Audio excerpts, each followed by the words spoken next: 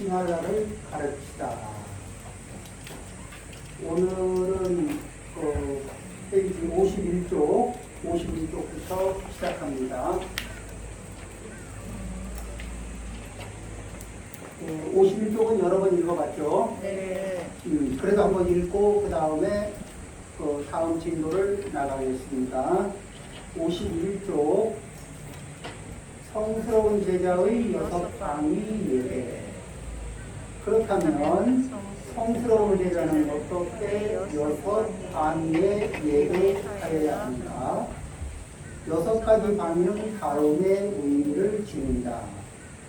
동쪽은 부모님이고 남쪽은 스승이고 서쪽은 아내와 자식이고 북쪽은 친구와 동료이며 아래는 타인이나 고용입니다. 그리고 위는 세리라고 생각하여야 한다. 자, 그럼 이제 위쪽 이 부모에 대해서 자식의 부모에 대한 덕목, 그러니까 이제 동쪽을 향해서 얘기할 때 어떤 것이 주안점인가, 부모님을 생각하는 포인트죠. 다음의 5가지 방법으로 자식은 동쪽에 해당하는 부모님께 봉사하여야 한다. 그래서 이 자식의 부모에 대한 덕목과 부모의 자식에 대한 덕목을 같이 읽고 함께 이야기하겠습니다. 즉, 부모님의 보살핌으로 자랐기 때문에 자식은 부모를 모셔야 하며 부모님이 시키는 심부름을 하여야 하며 가계를, 그러니까 이 집안을 지켜나가고 집안의 어른 자리를 이으며 적당한 때를 골라 조상님께 제사를 올려야 한다. 여기서 이제 조상님을 위해서 공양을 내는 것, 공양을 올리는 것을 기본으로 합니다. 자, 그럼 이제 그 부분하고 이러한 5가지의 방법으로 자식은 동쪽에 해당하는 부모님께 봉사해야 한다. 그러면 부모의 자식에 대한 덕목, 또한 동쪽에 해당하는 부모는 다음의 5가지 방법으로 자식을 사랑해야 한다. 악으로부터 보호하고 선으로 인도하며 학업을 배우게 하고 적당한 배우자와 혼인시키며 시기를 맞추어 가장의 자리를 물려주어라. 자식은 이러한 5가지의 방법으로 동쪽에 해당하는 부모님께 봉사해야 하고 부모는 이러한 5가지 방법으로 자식을 사랑해야 한다. 이렇게 하면 동쪽은 지켜질 것이고 편안해지고 근심이 없어지게 될 것이다.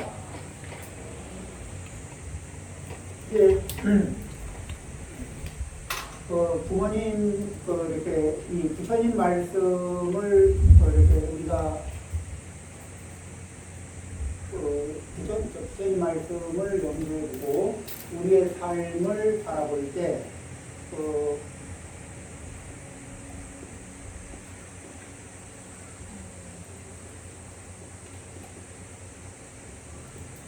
그러니까 상호성이라는 것은 쌍방향 통행이 되는 얘기고요. 일방성은 한쪽에서만, 일방통행처럼 한쪽에서 이런 거 있죠. 답정너,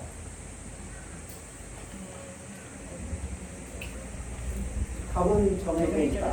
너는 예스만 해라. 이런 그런 게 있죠. 그래서 규칙은 내가 정한다. 너는 지키기만 해라. 뭐 이제 이런 것들이요. 이런 것들이 주어지잖아요. 그러면은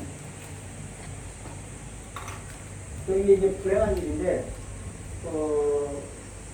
부부 사이에 살다가 부인이 먼저 세상을 떠나고 나면 이 남자들이 오래 못 살고 이렇게 5년 안에 돌아가시는 분들이 많답니다. 근데 그러니까 가부장적인 기운이 셌던 집안 있죠. 그러면 이제 부인이 상대적으로 좀 물려 있잖아요. 이런 분은 남편이 가고 나면은 장례 잘 치르고 나면 그때부터 건강해지니까 그래가지고 이게 섭섭한 얘기지만 꽤 오랫동안 잘 지낸답니다. 근데 이게 왜 그러냐면은 그렇게 눌리던 기운이 사라지기 때문에 그렇거든. 그런데 제일 좋은 관계는 뭐냐면은 이렇게 기울어져 있는 관계가 아니라 평평한 관계를 만들기 위해서 노력하는 거예요. 그러니까 그러면 이제 부모와 자식 사이에도 평평한 관계라는 건 뭐냐면은 부모님이 부모님을 공경하고 존중하고 그런데 부모님한테 여쭤볼 수 있고 부모님은 이렇게 자상하게 대답을 해주시고 그러니까 건방지게 그딴 거나 묻고 있고 이런 거 아니고 뭐 이런 거 이렇게 해결하는 게 아니고 그래서 그 다음에 이제 네가 뭐를 알아 이렇게 들어오면은 제가 이야기를 나눠보는 경우에 최근에 5살짜리하고 대화를 나눠봤어요. 5살짜리하고 대화를 나눴는데 대화가 제법 됐거든. 그러고 나서는 이제 집에 가서 5살짜리가 이 엄마하고 할머니한테 얘기를 합니다. 물어보니까 그래 저래 가서 스님하고 얘기했는데 어때? 그러니까 좋아요. 왜? 스님이 내 마음을 알아줘서.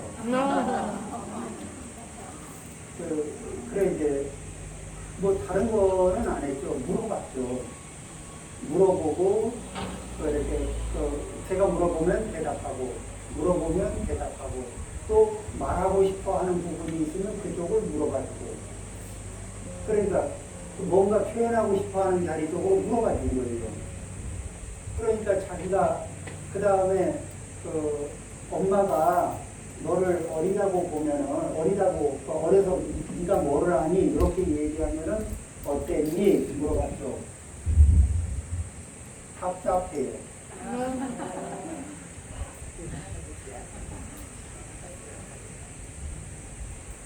5살도 답답하답니다.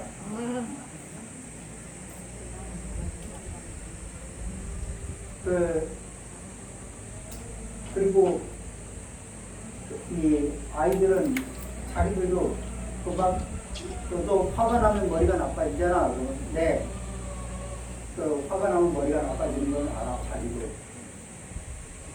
그러면서 너 아무것도 모르잖아. 그렇게 이제 화가 난 상태에서 한 가지가 흘려졌을 때 네가 뭐를 알아? 이러면 대꾸는 할 수 없지만 억울한 거예요. 뭐 그런 것들. 그래서 아이들도 이렇게 차분한 상태에서 내 어른들의 말을 이해할 거라고 염두에 두고 차분하게 대화를 나누면 굉장히 이해를 잘합니다. 그리고 자기 생각도 분명해요.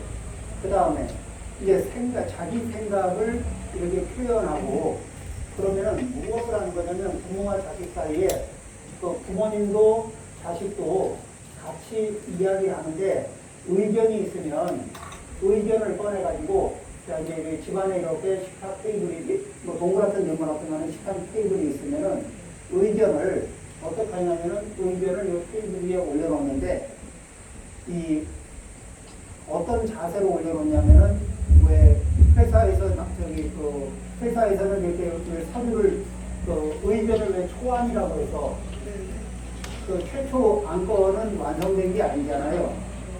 그냥 이제 최선을 다해서 준비했지만 기본 안건이거든. 이제 토의를 시작할 수 있는 의논을 시작할 수 있는 최초 안건인 거예요. 그러니까 아들이든 딸이든 엄마든 아빠든 상관없이 최선을 다해서 생각한 그 내용을 토론 테이블에 딱 올릴 때는 무엇을 올린다고 생각하냐면 답정너를 올리는 게 아니라 초안을 올리는 겁니다. 초안. 그러면 이 초안을 올린다고 생각하면 초안을 올리고 나면은 그 다음에는 뭐를 할까요? 이걸 그대로 통과시킬까요? 아니면 토론을 하고 수정하고 보완하고 때로는 이 초안보다 더 나은 초안을 다시 제출해서 초안을 대체로 할 수 있고 그렇죠? 자, 그 집안의 분위기가 자, 아빠가 올리든 엄마가 올리든 아들, 딸이 올리든 이렇게 가족의 그 이렇게 의논 테이블에 올릴 때 그걸 올리면은 그게 그 초안으로서 올라가면은 각 가족의 구성원이 그 초안을 바라보면서 답답할까 아니면은 참여의식이 생길까? 참여의식. 이야기를 정리할 할 수가 있겠죠. 그리고 한 사람이 완성하는 겁니까? 같이 완성을 해가는 겁니까? 같이 완성. 그 다음에 자, 나 혼자 보면은 내 습관이 만든 시각에서만 바라봐요. 그렇죠? 내 업력이 지지하는 방향에서만 바라본다고. 그러면 모든 방향에서 다 살펴볼까? 아니면 이 한쪽에 치우친 상태로 바라보고 볼까? 치우친. 한쪽에 치우친 의견을 내게 돼 있거든. 그래서 알잖아요. 그러다 시간이 지나가지고 이 한쪽에 치우쳤고 저쪽에 봐야 되는 각도를 못 봐서 그때 왜 그걸 못 봤는지 모르겠다 하고 이렇게 한탄을 할 때가 있어요. 안 해보셔서 모르죠. 그 뻔한 게 왜 안 보였나 그러는데 사람은 자기 습관, 자기 업력이 뿜어내는 각도가 제한적이거든. 그렇기 때문에 보고 생각할 수 있는 폭이 굉장히 제한적이에요. 그러면은 그때 나하고 다른 내가 보는 것과 다른 각도에서 보고 그거는 아닌 것 같아요. 이렇게 이거는 이렇게 이런 거 아닙니까 하고 얘기가 나올 수 있거든. 가족 사이에서. 그러면은 어른이 말하는데 이렇게 들어가는 거하고 가만히 가면 그게 그러니까 무슨 가만히 있어봐. 천천히 설명을 해봐. 지금 내가 그쪽 방면으로 생각을 안 해봤다. 그러면 천천히 설명을 해봐. 그러죠? 또 자식들도 부모님이 뭐라 그러면 잠깐 저는 그쪽으로 생각을 안 해봤는데 다시 한번 천천히 좀 설명 좀 해주세요. 이해 좀 할게요. 이렇게 해서 가족들이 이렇게 의견을 나눌 적에 대체적으로는 뭐예요? 엄마나 아빠의 경험치가 많은 엄마나 아빠의 의견이 중심이 되겠지. 그렇지만 초안은 가족들 중에 누구라도 올릴 수 있고 그것을 누구의 힘으로? 가족의 힘으로 다듬어요. 그리고 선택하고 그것이 이 가정이 흘러가는 일을 처리해가고 또 이 일이 생겼을 때 처리하는 기본적인 선택안이 돼요. 그 다음에 가족이 합의를 봐서 이게 결정이 났잖아요. 그럼 결정난 내용을 어떻게 보냐면 여전히 초안으로 봐요. 왜 여전히 초안으로 보냐면은 그렇게 가족이 합의를 보고 결정을 하고 이제 그대로 가잖아요. 근데 그럼 이거는 현재고 미래 대비 현재의 것은 미래를 대비해서 초안인 거예요. 미래에 또 상황이 변하면은 상황이 변한 조건이 오면은 변한 조건에서 그 초안을 다시 손을 보고 수동 보완을 해야 되잖아요. 그렇지 않아요? 자, 이런 각도에서 부부가 대화를 하고, 이런 각도에서 부모 자식이 대화를 하고, 이런 식으로 이런 식으로 이렇게 대화를 하는 집안이면은 그러면 어떨 것 같아요? 누가 의견을 내고 누구 의견으로 가야만 정답일까? 아니면 서로가 의견을 좀 보태고 또 각자 이렇게 해서 함께 의견을 만들어가고 그러는 사이에 뭐가 있어요? 부모는 자식의 입장에서 바라볼 때 자식의 입장에서 어떻게 보고 느끼는지, 남편은 아내의 입장에서 어떻게 보고 느껴지는지, 또 어떻게 보이고 어떻게 느껴지는지, 남편의 입장에서는 어떻게 보이고 어떻게 느껴지는지, 이게 각각 달라요. 근데 그것을 듣고 그것을 100% 이해는 안 돼도 그래도 좀,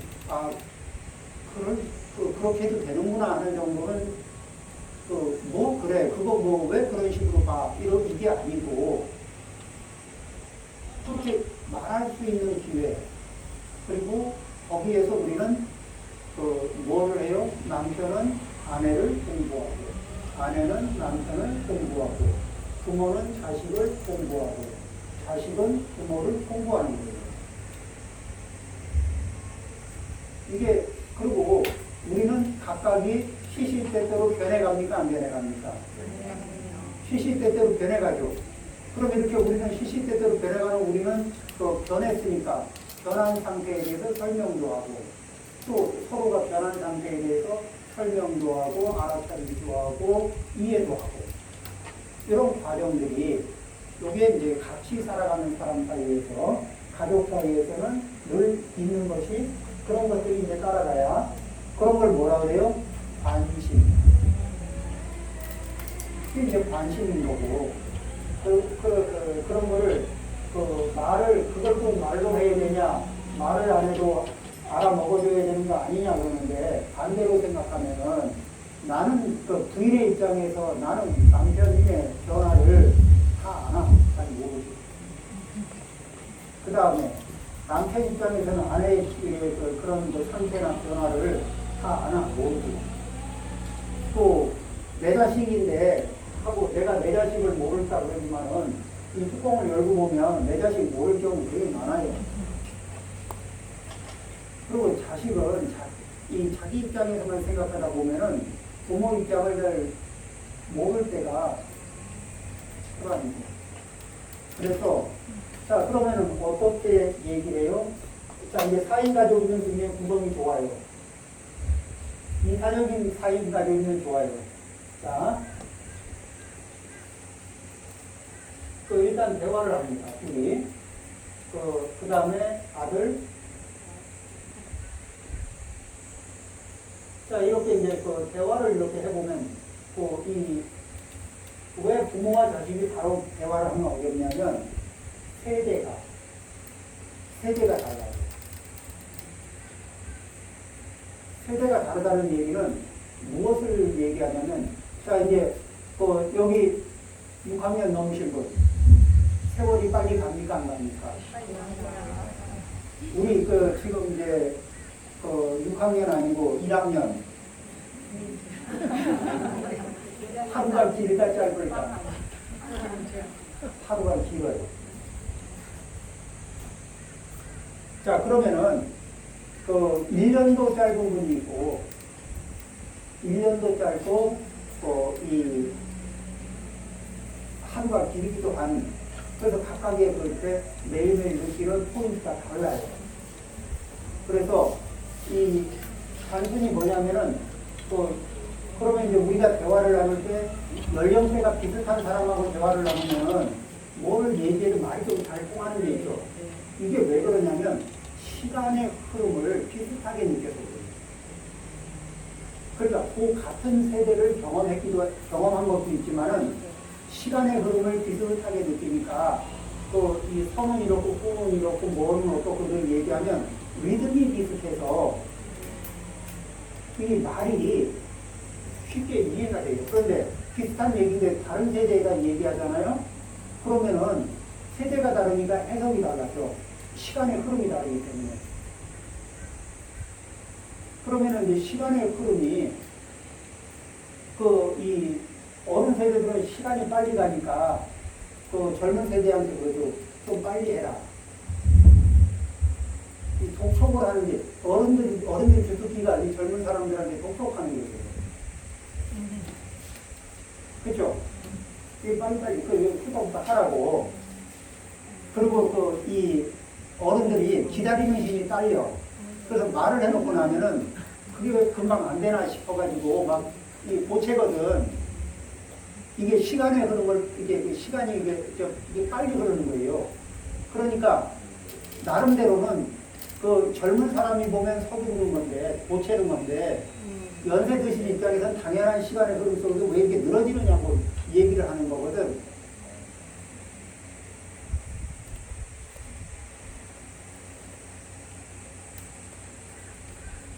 그러니까 같은 공간, 같은 시간을 살고 있는 것 같은데 느끼는 감각이 각각 달라요.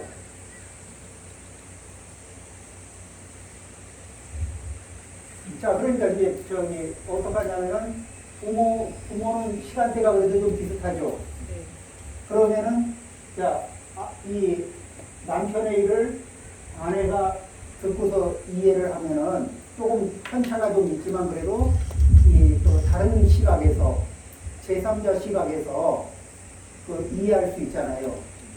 그 다음에 이제 이렇게 얘기할 때 이 아빠의 시각을 자식들한테 얘기할 때 엄마가 대신해주고 엄마가 이렇게 해주고 아들의 얘기는 딸이 설명하고 딸의 얘기는 아들이 설명하고 그러죠.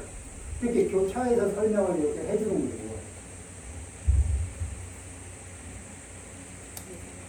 근데 왜 그러냐면은 왜 교차해서 설명해 줄 필요가 있냐면은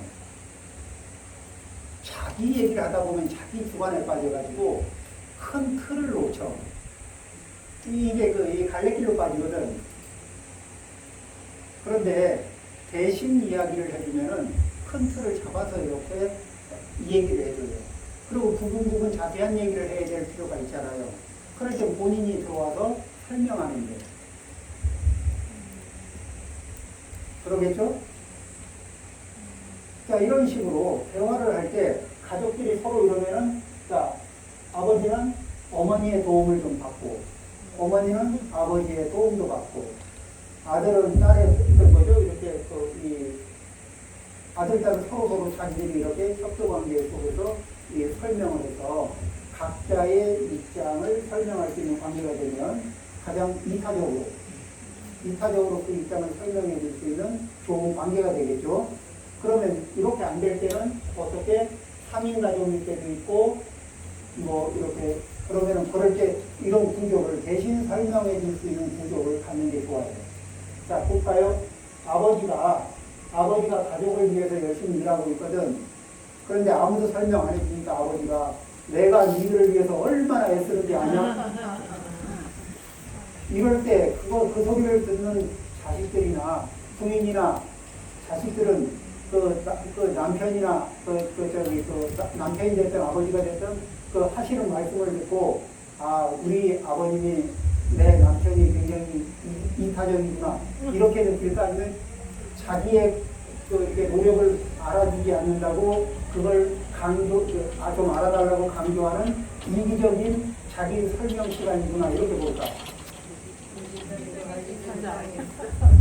그럼 엄마가 내가 가족을 위해서 얼마나 애쓰는지 알아 이렇게 하고 있을 때는 같은 맥락이죠. 근데 애쓰지 않은 거 아니? 애썼거든? 가족을 위해서 애써요. 그런데 대변인이 없으니까 대변인 역할을 해줘야 되는데 안 해주는 거야. 그래서 직접 하다 보니까 그 억울하게 이타적인 행위를 해놓고 이기적인 이미지를 만드는 거야. 그럴 수 있지 않아요? 이 가족의 협조가 몹시 필요하죠. 그리고 나도 각각이 가족에게 도움을 줘야 되겠지. 자, 이제 그런 관계에서 서로가 서로의 입장을 이해하고 대변해 줄 수 있는 그런 마음 자세, 그 다음에 대변을 해 줄 수 있는 그 관찰, 그런 이런 것들을 이제 서로 갖추기 위해서 노력을 합니다. 자, 그런 상태에서 다음의 5가지 방법으로 자식은 동쪽에 해당하는 부모님께 봉사하여야 한다. 즉, 부모님의 보살 힘으로 자랐기 때문에 이건 뭐예요? 부모님의 은혜를 입었다는 거죠. 그리고 계속해서 부모님의 은혜를 입고 살아가고 있고 또 그 부모님의 은혜를 입고 성장을 했고 다 성장을 했을 때는 성장을 한 거고 성장 과정 속에서는 은혜를 계속 입고 있는 거예요. 그런데 부모님의 은혜를 입고 있다는 것을 아버지가 내가 너희들을 먹여 살린다고 이렇게 애를 쓰고 있다는 것을 아버지가 설명하면 이기적으로 보이거든. 그럴 때 그거는 누가 설명해요? 어머니가 설명하는 거예요. 아버지가 가족을 위해서 애쓰는 거예요. 그러면 엄마가 아이의 옷을 하나 사주고 신발을 하나 사줄 때 이리 와라, 오늘 엄마가 네 옷 하나 사줄게, 신발 하나 사줄게, 이렇게 얘기하는 거하고, 자, 오늘은 우리 애기의 옷 하나 사자, 신발 하나 사자, 요거 아빠가 선물하는 거다. 엄마는 심부름하는 거고 아빠가 선물하는 거다. 그러면은 아이가 그 엄마하고 생활을 하고 있지만은 그런 저기 이 아빠로부터 선물을 받고 있다는 이 엄마의 그런 이 멘트가 어려서부터 이렇게 차곡차곡 누적되면은 가끔 보면 아빠, 그러죠? 저녁 늦게나 보고 아침에는 못 볼 수도 있는 아빠. 그런데 그 아빠가 낯설게만 느껴질까? 안 그러면은 늘 나에게 은혜를 베풀어주는 고마우신 분이라는 그 느낌이, 그러죠? 이렇게 이 아버지에 대한 은혜를 가슴에 이렇게 쌓아주는 것은 아버지는 할 수 없어요. 본인이 할 수가 없어요. 그럼 누가 해요? 어머니가 도와줘야지. 자, 그 다음에 어머니가 자식을 위해서 이렇게 여러 가지를 하는데 그거는 늘 눈으로 보는 거예요. 그런데도 또 눈으로 봐도 이게 저게 되게 고맙다 이런 느낌도 안 들거든. 그런데 아버지가 설명하면은 엄마가 하면 잔소리고 아버지가 하면은 그게 어머니의 은혜가 되는 거예요. 아버지가 설명해주세요. 그 다음에 아이하고 같이 그 집안 청소도 한번 해보는 거예요. 힘들거든. 또 이렇게 아이하고 같이 이게 세탁물도 정리를 한번 해보고 그냥 이렇게 해보는 거예요. 해보면은 재미도 있고 힘도 들고 이런 경험들이 있어요. 그리고 힘들기도 하고 이렇게 여러 가지 이런 자기 경험이 끼어 있으면서 그러면서 이런 거를 이 엄마는 우리를 위해서 매일매일 이렇게 이 기쁜 마음으로 하고 있단다. 힘이 들지만은 기쁜 마음으로 우리를 위해서 이걸 이렇게 하고 있다. 고맙냐 안 고맙냐 이런 얘기를 이제 해보는 거예요. 그러면은 자기의 노력이 들고 자기의 힘든 경험이 쌓인 상태에서 바라보면 그게 눈에 보여요.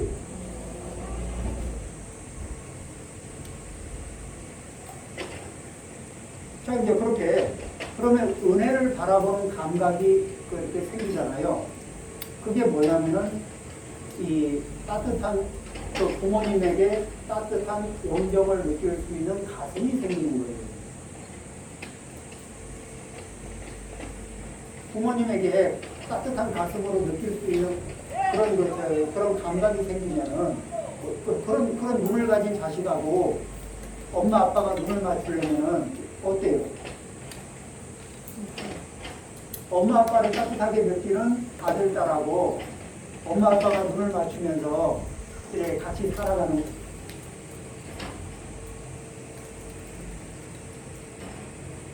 이런 게 이렇게 하기 위해서 이런 쌍방교차에서 도와주는 우리 애는 다 컸는데 어떡하죠? 혼자도 있잖아. 그 다음에 또 이렇게 딸도 있고 며느리도 있으니까 그런 거는 자꾸 이렇게 이야기를 해주고 그럴 수 있죠. 또 이웃에 누가 자식을 낳으면은 또 이렇게 이웃하고 이렇게 얘기할 기회가 있을 때 불러주고 깨우쳐주고 그렇게 할 수 있겠죠.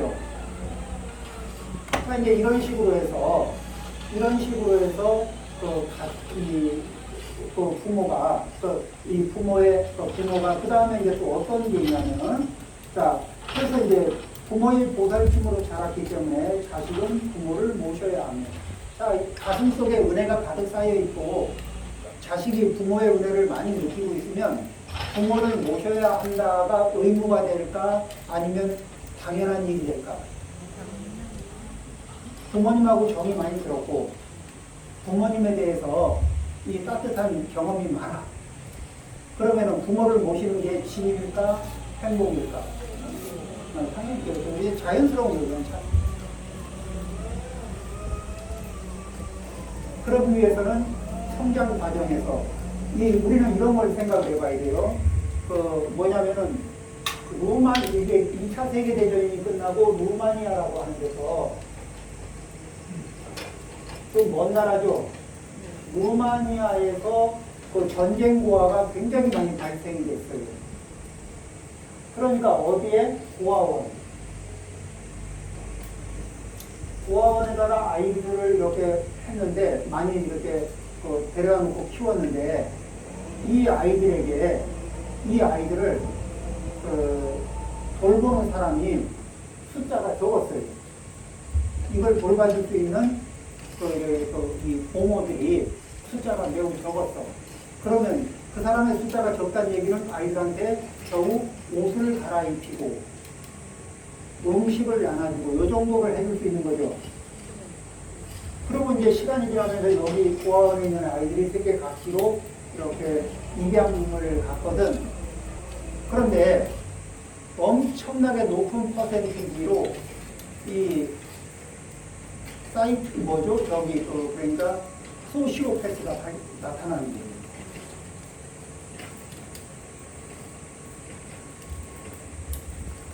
아이들이 1살, 2살, 3살 요 사이에 이제 사람하고의 접촉을 통해서 애착 관계를 형성 못하니까 그 이후에는 이 애착 관계를 유지하는 그 세포가 죽어버린 거예요. 그게 이제 활동을 잘 안 해. 그러니까 어지간하게 이렇게 누가 이렇게 정을 줘도 그 정이 가슴에 쌓이는 게 아니고 다 흘러나가. 밑 빠진 독이 돼요. 왜냐면은 그걸 담을 수 있는 그런 감각 세포가 전부 다 이게 잠이 들었는지 사라졌는지. 그런데 이제 그거를 실험을 하는 게 어떤 게 있었냐면, 그래서 정말 사람의 세포는 이 생명체의 그런 경험에 의해서 어떻게 이루어지는지, 어떤 경우냐면 이런 투명한 그릇에 유리 그릇 큰 거 있죠. 거기에다가 이렇게 이렇게 가로로만 무늬가 되어 있는 세로로 없고 가로로만 되어 있는 자리에 고양이한테 새끼 고양이 태어났단 말이야. 빨대를 목에다 감아가지고 이 벽에다가 이렇게 그쪽 그 안에서 키웠어요. 그러니까 얘가 볼 수 있는 건 수직선밖에 없어. 거기에 3개월을 키웠거든요. 그러고는 이제 빨대기 풀고 이런 데 노지에다 놔뒀는데 문지방을 못 뛰어넘어요. 거기서 매번 걸려서 없어져. 이 수평을 보면 눈이 없어집니다. 눈이 멀쩡한데, 눈의 작용은 멀쩡한데 세로는 보는데 이 수평을 못 봐. 수평을 보는 감각이 사라집니다. 그러니까 어떻게 1살, 2살, 3살 때 이렇게 충분히 사랑을 받으면서 애착 관계를 형성하는 거는, 그거는 거기에 후에 공감할 수 있는 능력이라든지 이런 측면에서 굉장히 중요한 거거든. 이런 것들도 전부 다 이 협조를 구해야 되고, 그 다음에 또 그러기 위해서는 어떻게 해요? 집안에서 부부가 상호성이 문제예요. 상호성. 그러면 서로 빈자리가 있으면 채워주는 감각들이거든. 아이를 돌보는 문제도 그렇고 뭐도 그렇고, 빈자리가 있을 때 누가는 여자의 몫이다, 뭐는 뭐다, 이렇게 분배 아닌 분배를 해놓고서 몰라라 이렇게 하잖아요. 이렇게 되면 이제 이 상호성이 깨지고 네 몫인데 왜 나한테 이러니, 이렇게 되는 사이에 이게 공백이 발생될 수 있습니다. 그리고 함께 살아가는 공간 안에서 뭐죠?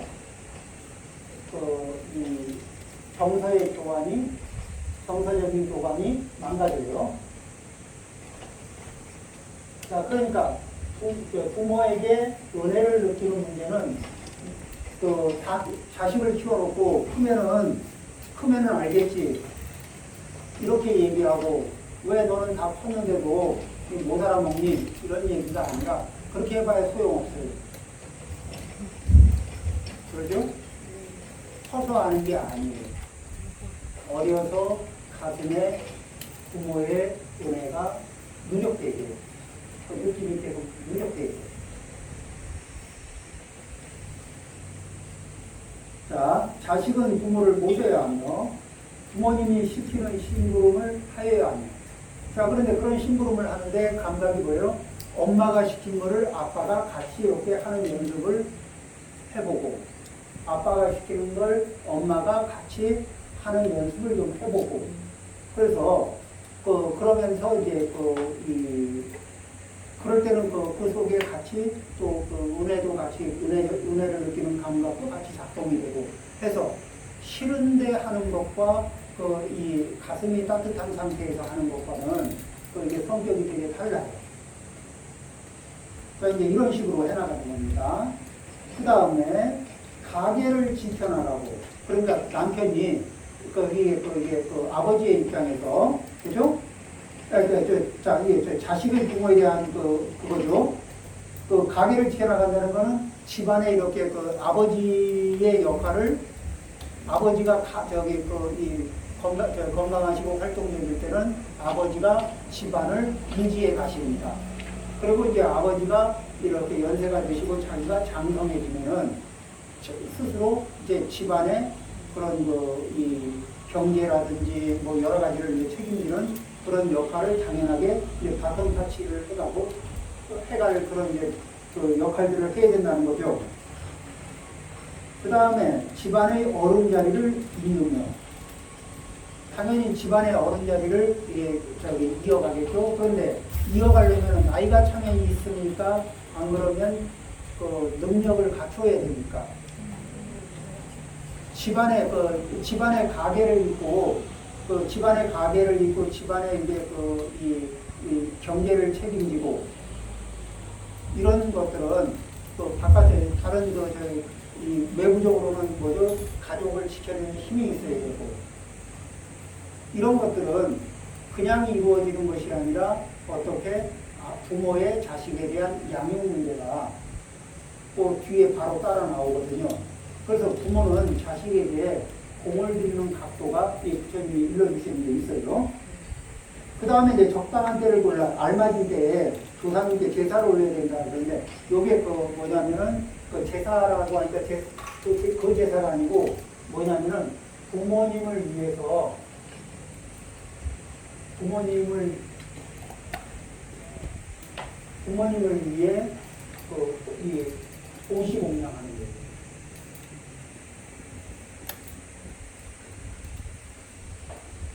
그러면 이게 뭐냐면은 이제 돌아가신 부모님이 돌아가시잖아요. 자, 그럼 부모님이 돌아가시면서 당신의 업을 따라서 어느 차원이든지 이사를 가죠. 그럼 이제 이사를 가는데, 그런데 이제 지금 백중동안인데 목련종자의 모친은 어디로 이사를 갔냐면은 아귀도로 이사를 갔어요. 그런데 그러면 이제 백중제를 뭐라면 우람분, 그러니까 백중제를 우람분제라고 그러거든. 그럼 이제 우람분이라고 할 때 이 분은 그릇이에요. 그럼 우란이라는 말이 뭐냐면은 거꾸로 매달아 놓다라는 뜻이에요. 그러면 이 아비도에 떨어졌을 때 그 고통이 어떠냐? 아비도에서 육체적으로 정신적으로 극심한 결핍을 느껴요. 그러니까 육체적으로 결핍은 뭐예요? 배가 고픈 거고요. 정신적으로 결핍은 우리가 정신적으로 결핍이 되면 굉장히 힘들잖아요. 근데 이 고통이 어느 정도의 고통이냐면 사람을 거꾸로 매달아 놓고 시간이 갈수록 고통스러워지는 것처럼 그렇게 고통스럽답니다. 그러면은 그렇게 거꾸로 매달려서 고통을 받는 듯한 상태에 있는 이들을 부지하기 위한 공양 그릇이에요. 공양 그릇에 공양을 담아서 누구를 위해서 이 고통받는 분을 위해서 보시하고 공양을 함으로 해서 이분들의 복덕과 공덕을 늘려주는 이분들의 복덕과 공덕을 늘려줌으로 해서 그렇게 해서 이 목면 존자가 그런 노력을 했죠. 그렇게 해서 모치는 천상에 태어납니다. 그 다음에 지장경에서 또 바라문여의 모친도 그렇게 해서 천상에 태어나요. 그러죠? 자, 그러니까 왜 그러면은 그런 원리가 작동이 되냐면 이 먼저 가신 분이 이 우란의 상태에서 고통받는 이분이 자기 힘으로는 더 이상 이게 고통을 받느라고 바빠서 복덕이고 공덕이고 아무것도 지을 힘은 없어. 근데 이분을 염려하고 이분을 그리워하는 남아있는 분들이 자기 친족을 위해서 보시 공양을 하는데 이 먼저 돌아가신 이 선망 친족이 아니면은 그렇게 그 공덕과 복덕을 지을 일이 없어요. 근데 이분을 위한 마음으로 보시 공양을 했습니다. 그러면 이 보시 공양의 행위는 이분의 몫이 될까 안 될까? 이분을 이전해서 지어진 공덕이죠. 복덕이고. 그러니까 이분의 몫이 돼야 안 돼요. 해줘. 그래서 그분의 복이 되는 거예요. 그분이 아니면 짓지 않을 복을 짓는 거고, 그분이 아니면 짓지 않을 공덕을 짓는 거거든. 그러면 부족한 복과 공덕이 채워지는 거예요.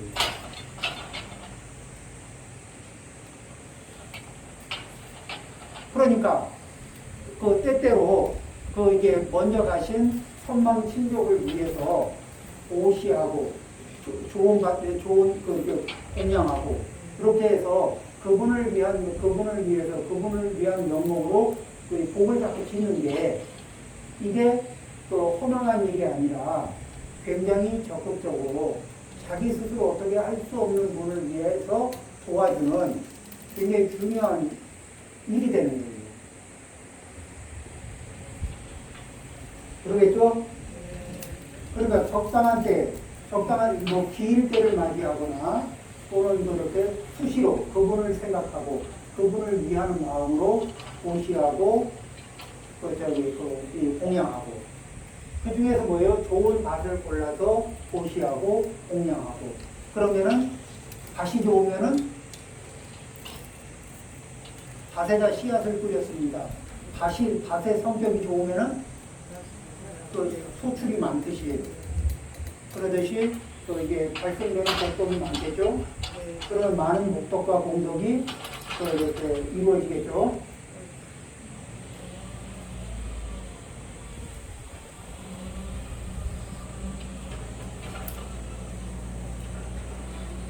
자, 이러한 5가지의 방법으로 자식은 종족에 해당하는 부모님께 봉사해야 한다. 자, 이제 여기서 다시 보죠. 그 다음에 이제 53쪽입니다. 부모의 자식에 대한 경고. 또한 동쪽에 해당하는 부모는 다음의 5가지 방법으로 자식을 사랑해야 된다. 악으로부터 보호하고 선으로 인도하는. 자, 악한 습관으로부터 막아주는 거예요. 악한 습관을 막아주고 선한 습관을 만들어주는데 아이들의 습관은 몇 살 때 크게 큰 습관이 몇 살 때 만들어져요? 보통 3살 이전에 큰 습관 만들어지고 7살 이전에 세밀한 습관이 만들어져요.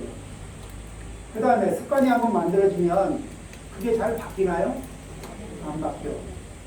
그러면은 아이들의 3살 이전의 습관은 누구를 보고 벤치마킹을 할까? 부모님을 보고 벤치마킹이에요.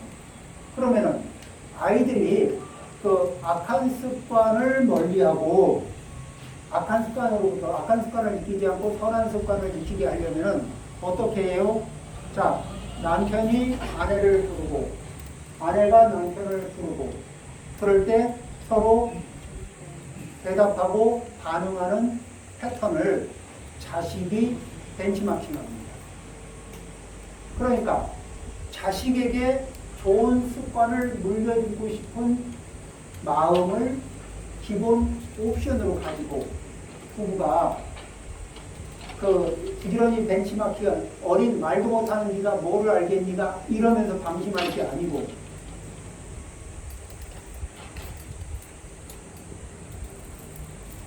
아이와 그 아이가 있을 때 그 부부 사이에 그 이제 그 대화하는 패턴이나 대화하는 톤이나 그 또 서로가 서로에게 반응하는 패턴, 방식이나 이런 타이밍 이런 것들을 어떻게 해요? 하나하나 조절해 들어가는 겁니다. 그렇게 해서 아이들이 무엇을 배워요? 부모님으로부터 좋은 습관을 벤치마킹해서 몸에다가 장착을 합니다. 자, 이거 어때요? 그래서 안 좋은 습관은 익힐 일이 없고 좋은 습관은 많이 익혀. 이렇게 되면은 아이들은 부모님으로부터 선물을 많이 받은 게 될까 안 될까? 그렇게 아이들한테 좋은 선물을 주기 위해서는 부모님이 좀 잘 살기 위해서 노력을 좀 해야 되지 않을까? 그 다음에 학업을 배우게 하는데 아이들에게는 학업을 가르치는데 어떻게 가르치느냐? 부모님이 가르치고 싶은 걸 가르치는 게 아니에요. 그럼 어떻게 하느냐? 부모님이 가르치고 싶은 종목 있죠? 부모의 종목 1, 2, 3, 4, 5. 그 다음에 아이가 나 저거 해보고 싶어요 하는 거 있죠? 그러면은 그 아이의 1, 2, 3, 4, 5. 자, 그러면 이제 대충 리스트가 10개쯤 떴잖아요. 그러면 자, 1번 이렇게 한번 시켜보는 거예요. 근데 이게 다 초안이야, 초안. 초안은 뭐죠? 여기에서 완성을 보자는 겁니까? 아니면은 아이가 여기에 취미와 적성이 있나 없나를 테스트하는 걸까? 테스트하는 거예요. 네가 이걸 했으면 좋겠다 이런 게 아니고 자, 그 다음에 이게 아닌 것 같아. 이것도 아닌 것 같아. 그래? 그럼 또 이거 한번 해볼까? 그래서 하다 보면은 아이가 이렇게 진득하니 이렇게 취미를 붙이면서 할 수 있는 것들이 있어요. 그래서 이거는 뭐를 하는 거냐면 아이들은 부모를 통해서 자기 업을 가지고 부모를 통해서 부모를 거쳐서 태어난 거예요. 그러니까 부모의 습관을 가지고 온 것도 아니고 업력은 달라. 자기 업력을 기반으로 해서 부모의 습관을 벤치마킹하는 거거든. 그러니까 업력이 다르니까 그런 업력이 다르다는 얘기는 소질이나 취향이 다를 수 있죠. 그런데 내 소질이나 내 취향이 아닌 거를 그 부모님이 그래 너 이거 할 때가 예쁘더라 그러면은 부모님을 만족시키기 위해서 하긴 하는데 나는 재미가 있을까 없을까? 재미없지. 근데 부모님이 좋아하니까 하긴 해. 근데 나는 재미없어. 자, 이렇게 성장을 하면은 그리고 그 다음에는 뭐죠? 시간이 지나면 내 소질, 내 취향을 찾는 법을 까먹었어.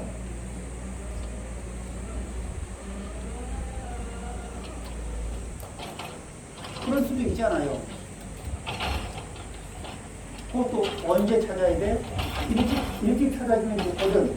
자, 어려서 이렇게 시행착오를 이렇게 하나, 둘 이렇게 꺼나가다가 보면은 시행착오를 이렇게 하다 보면은 어느 순간, 어느 거에 딱 감각이 오는 게 있잖아요. 그리고 그것을 부모님이 원하는 스피드로 가르쳐야 익히게 해야 될까? 아니면 그 아이가 소화할 수 있는 스피드로 가르쳐야 될까? 음식을 부모님이 먹는 속도로 애한테 먹여야 될까? 애가 소화할 수 있는 속도로 음식을 먹여야 될까?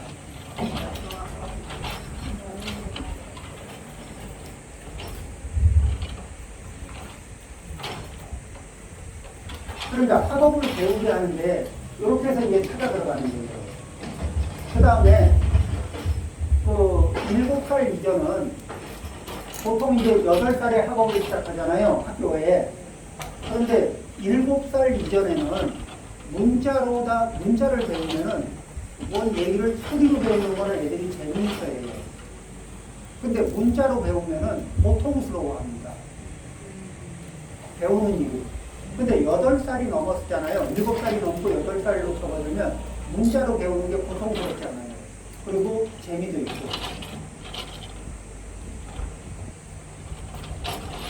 그러니까 아이들 일찍 글을 서두시켜서 글을 빨리 읽는 걸 가지고 엄마가 기뻐하고 아빠가 기뻐하고 칭찬하고 하니까 애들이 엄마 아빠가 칭찬하는 거를 소리를 들으려고 고통스러운 과정을 거치면서 이 문자를 접하는 거예요. 이 뇌가 아직 문자를 통해서 즐거움을 느낄 준비가 안 돼 있는 거야.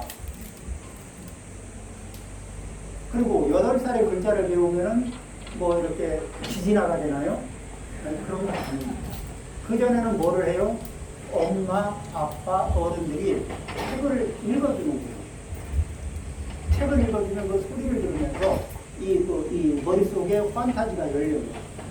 자기 상상력이 한없이 펼쳐지거든요.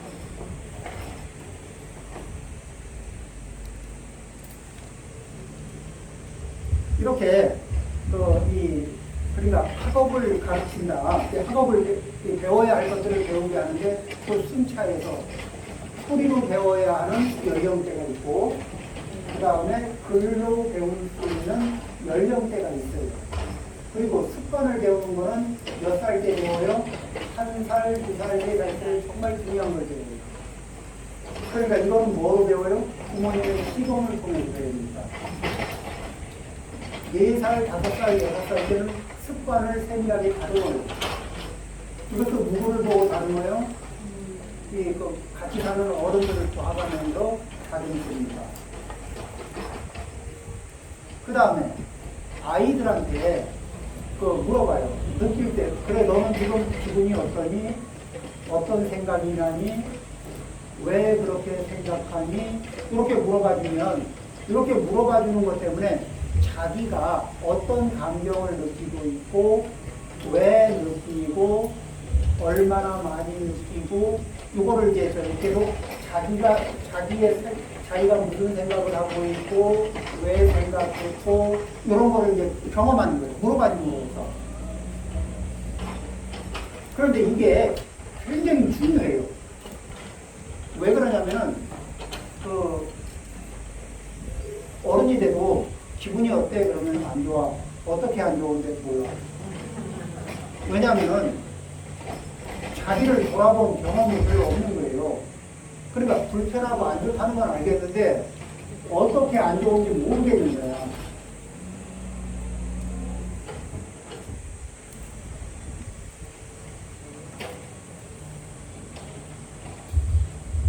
그러니까 이 아이들하고 엄마나 아빠나 어른들이 아이들하고 대화를 하면서 물어가지고 그리고 아이들이 답을 처음에 질문을 받아도 답이 나올까 안 나올까? 안 나와요. 그러니까 질문을 던져주고 질문을 받고 1달, 2달, 3달 질문을 여는데 이렇게 던져놓고 또 잊어버리고 던져놓고 잊어버리고 하다 보면 어느 순간부터 그 질문에 답을 할 수 있는 상태로 진입을 해요. 천천히. 그런데 그게 서너 달 걸리고 1년 걸려서 그게 답이 나오기 시작하잖아요. 꽤 늦죠? 근데 그 나이 때 그게 답이 나오기 시작하면 늦는 걸까? 빠른 걸까? 이게 빠른 거예요. 그리고 자기를 객관적으로 보는 힘이 생기는 겁니다. 이렇게 자기를 객관적으로 보고 자기를 객관적으로 본 자기 자신을 남한테 설명할 수 있는 상태로 진입을 해요. 자, 이거 인생에서 중요할까 안 할까? 중요하죠. 그리고 적당한 배우자와 혼인시키며 그러면은 어떻게 배우자하고 이렇게 상호성을 이룰 수 있는 배우자를 찾아주는 거예요.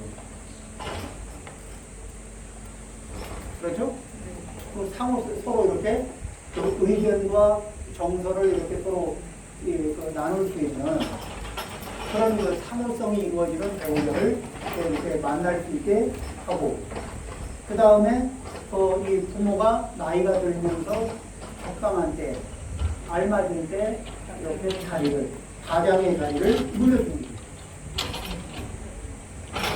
그러니까 이 부모의 의무, 부모의 역할, 이것도 그냥 어쩌다 어른이 되고 나면 저절로 되는 게 절대 그렇게 되는 게 아니죠.